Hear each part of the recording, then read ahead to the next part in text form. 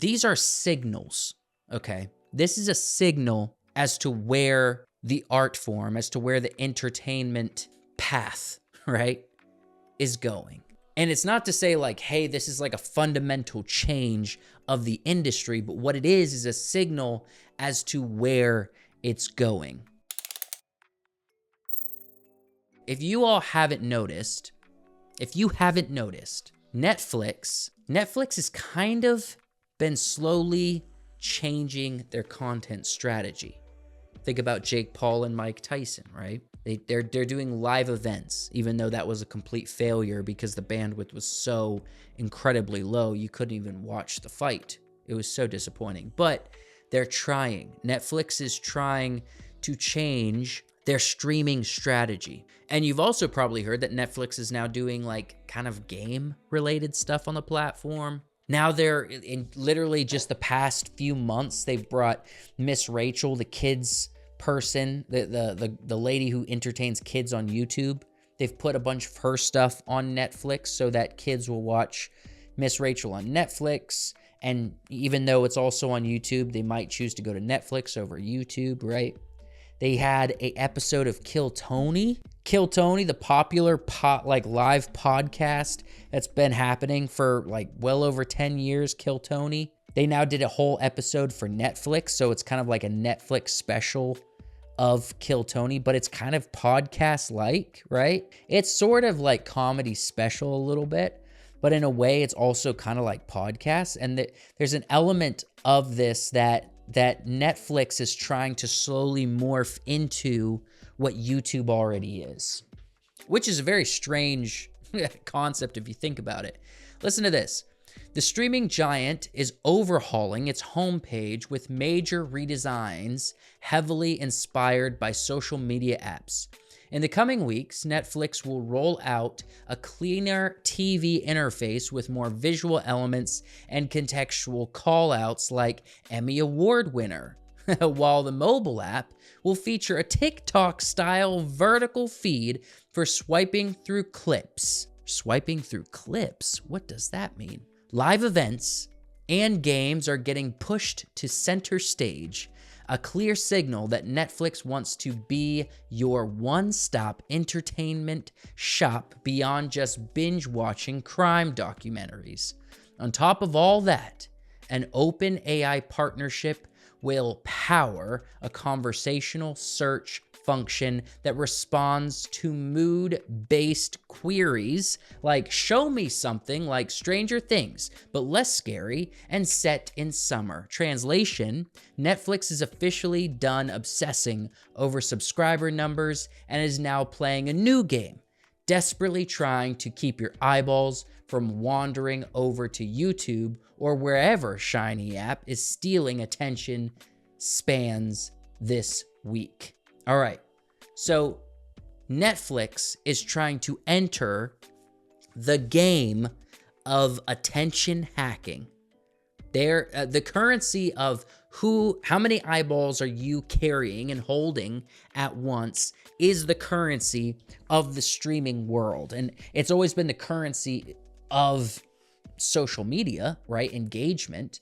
Social media came in and it was like, hey, this is where you interact with friends and brands and companies and everything that you like. And you watch funny videos and it's all like pictures or short form verticals. And then YouTube is the long form platform that's been growing in popularity. And now it's dominating everybody. It's so hilarious. It's like everyone's like, YouTube and Netflix are the top streamers in the world. But if you actually look at the numbers, YouTube is way beyond Netflix when it comes to numbers and money.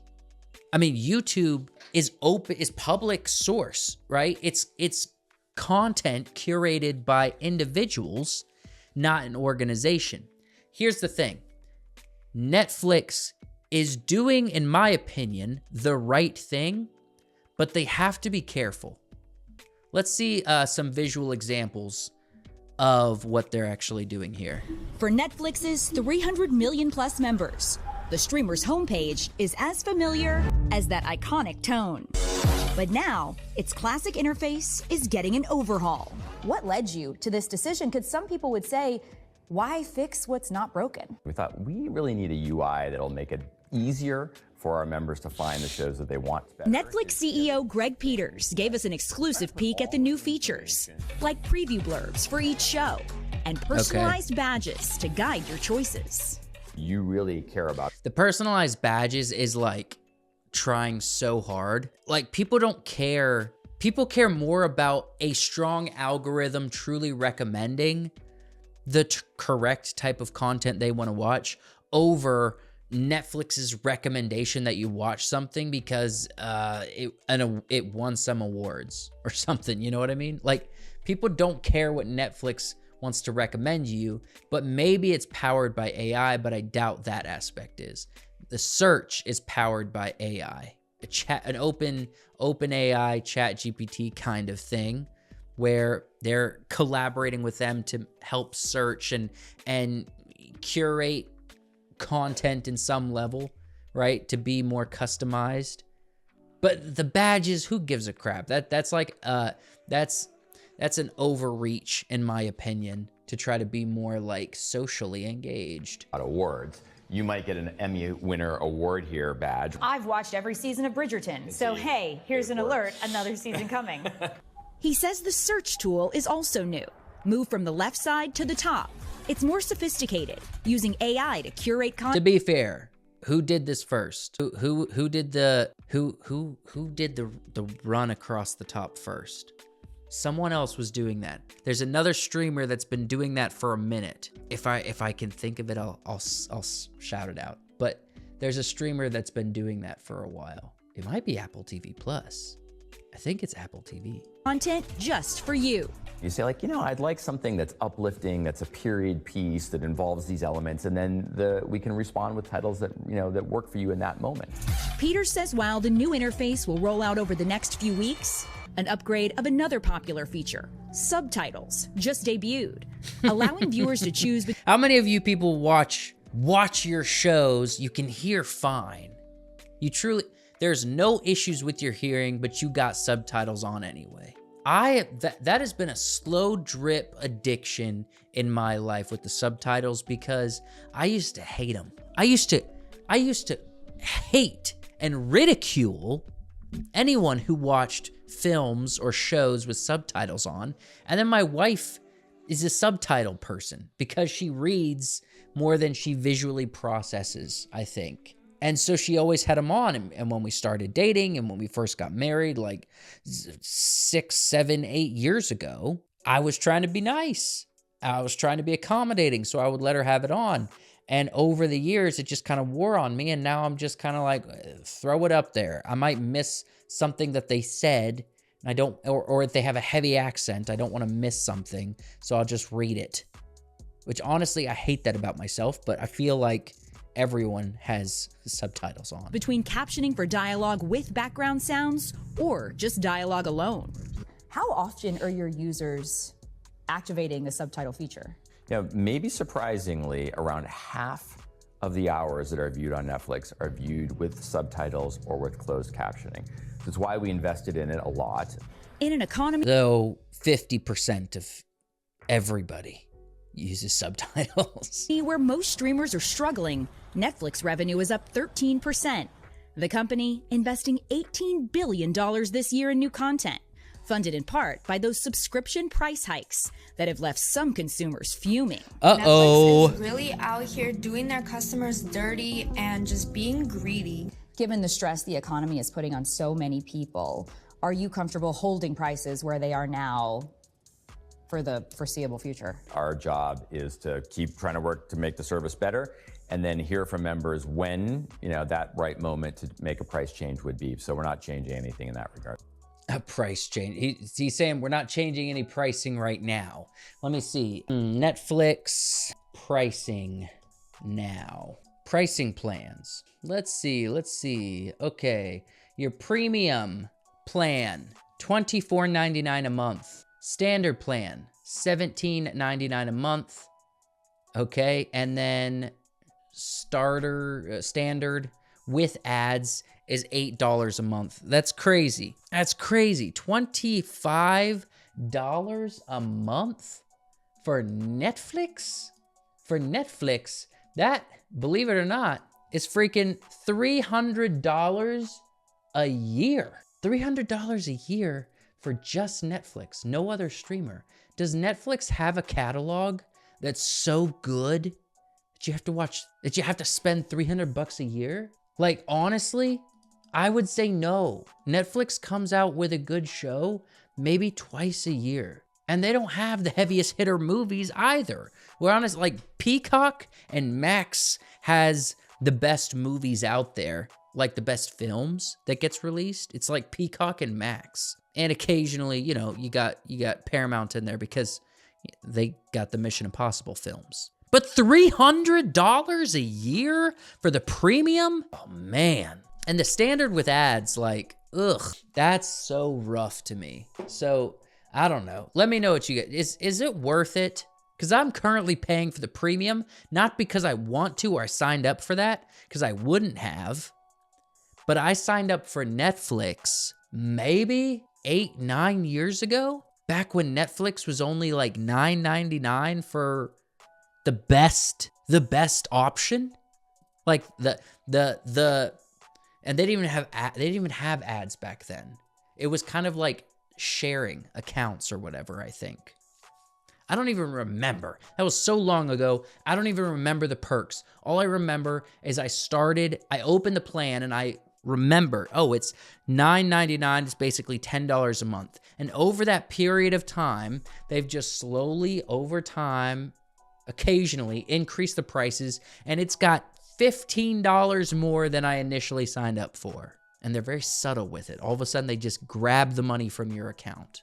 Whatever. He says fans have a lot to look forward to in 2025, like new seasons of Squid Game, Hold still! Wednesday, I'll think of you, and Stranger Things. All right, well, let's be honest. Squid Games, okay. Season 1 was good, I guess. Everyone liked it. Interesting. Wednesday, yeah, 2 years ago. Stranger Things, Season 4, 3 years ago. 2 years ago? When did Stranger Things Season 4 come out? It's like their catalog is not that amazing. It just isn't. Like, when it hits, it hits. We'll be honest. When it hits, it's good. But how often does it hit? Because we'll be in a freaking content desert for months. Just paying that $24, $25 a month for no good reason, man.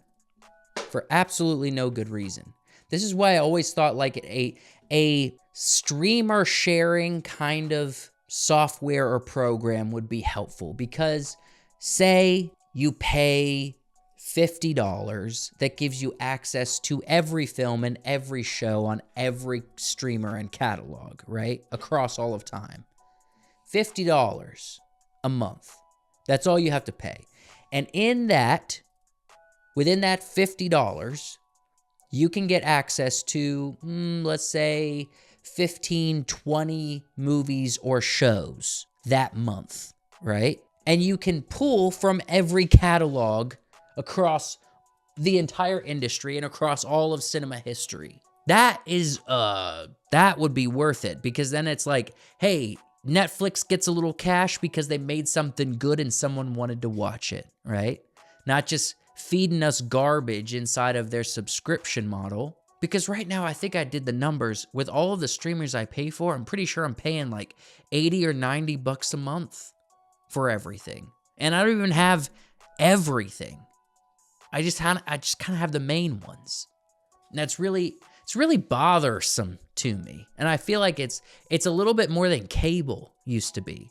Now, granted, you get more stuff than you get on cable, and you get to dictate when you watch a show, but still, that's a price tag, man. Things, and a bigger roster of live content, from sports and music to dating shows. Ugh. Dating experiment where finding love is totally live. And then also talk, I hear, of a singing competition show. You'll see a bunch of different things from us that we think are well suited to the live event. So that might be those competition shows where, like, at the finale, we're all waiting to see who actually pulls.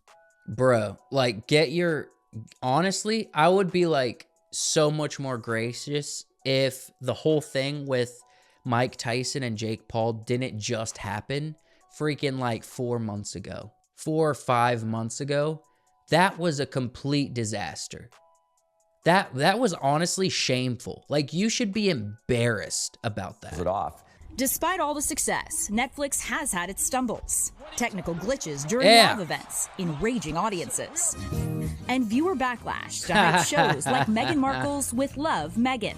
Meghan Markle has eaten Jack in the Box and loves it. It's so funny, too, that you keep saying Meghan Markle. You know I'm Sussex now. It's like really bad. I know that Netflix is just trying to recoup the money with hate watching. Do you all pay attention to the way fans react on social media? Really, at the end of the day, we're looking at, what is the viewing behavior? Because that's the thing that matters the most. Are we satisfying viewers and are they watching? Okay. So are they satisfying viewers and are they watching? Unfortunately, yes, they are watching. Are they satisfying? I don't know. Here's the thing. Netflix does really wrong things and they do really right things. Netflix gives awesome opportunities to comedians, like I already brought up with like Tony Hinchcliffe, Kill Tony, right? And they're not afraid about the political narrative either because, they didn't have to do an episode of Kill Tony after Tony had that huge blow up in the public eye during the Trump rally at Madison Square, I believe is where it was. But they also get so much wrong at the same time. The Meghan Markle thing. Like, people really hate her as an individual. Everyone was like, oh, it's so wrong that the royal family was doing that. And then to find out that, no, she's just a trashy kind of snooty person who did wrong and wrongfully accused the royal family. Now everyone's back on the side of the royals, and there's just this constant war. And then they come out with, like, I don't know, some kind of home decor show for Meghan Markle. It's just a weird vibe. It's just strange. So it's like Netflix is just throwing stuff at the wall. And to go all the way back to the beginning of this conversation, Netflix is no longer in the business of saying, we need more streamer. Like, we need more subscriptions to be able to keep creating different shows for people to stream. They don't necessarily need more money at this point. What they need is larger variety. What they need is higher viewer satisfaction. And at the same time, they also want to kind of live in a different world than the rest of the streamers are, because all the rest of the streamers are just trying to do what Netflix has been doing for a long time. Even though I think places like Max, HBO, are creating better quality, better told stories than Netflix is. Not across the board, but they create more better told stories than Netflix tells, right? With more consistency. And I think that's just because there's a legacy of HBO that they just have people that know how to tell stories. They just know how to write well. Whereas with Netflix, sometimes you get a banger and then you get a few trip ups. And with Disney, I mean, they're a lost cause at this point, right? But Netflix has always been trying to innovate, always been trying to move in the direction that's going to make them stand out, that's going to cause them to be the future of where the industry is going. And because of that, they tend to at least point themselves in the right direction. And the direction they're pointing is freaking YouTube, just without it being open source. But on some level, they're flirting with that, bringing in, podcast world, bringing in YouTuber, kids entertainment world.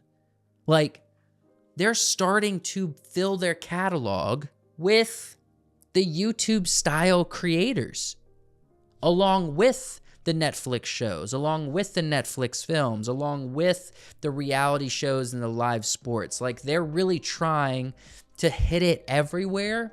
And I think if Netflix is like choosing an enemy, right? If you ever listen to the PBD podcast, he talks about choose an enemy to like point at and say, I'm coming after them.